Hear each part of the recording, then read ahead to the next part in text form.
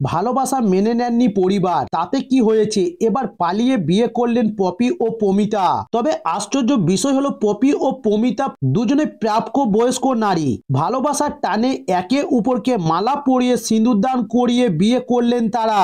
তবে এই ঘটনাটার সাক্ষী হিসাবে ওই এলাকার অসংখ্য মানুষের ভিড় জমায়। বিয়ের ঘটনাকে ঘিরে মালদহে ব্যাপক সমালোচনা ছড়িয়ে পড়ে। তবে ওদিকে সম্পর্কের বিষয়ে পপি ও পমিতা জানান, তারা দীর্ঘদিন ধরে মোবাইল ফোনে কথা বলতেন। এইভাবে তাদের বন্ধুত্বর সম্পর্ক প্রেমে গিয়ে গড়ায়। পরে তারা সিঁদুর পরিয়ে বিবাহ বন্ধনে আবদ্ধ হন। তবে তারপরও তারা জানান, দীর্ঘদিন ধরেই তারা একে অপরকে ভালোবাসার সম্পর্কে আবদ্ধ রয়েছেন। পরিবারের লোকজন সমর্থন না করায় বিয়ে করারও সিদ্ধান্ত নেন দুজনে।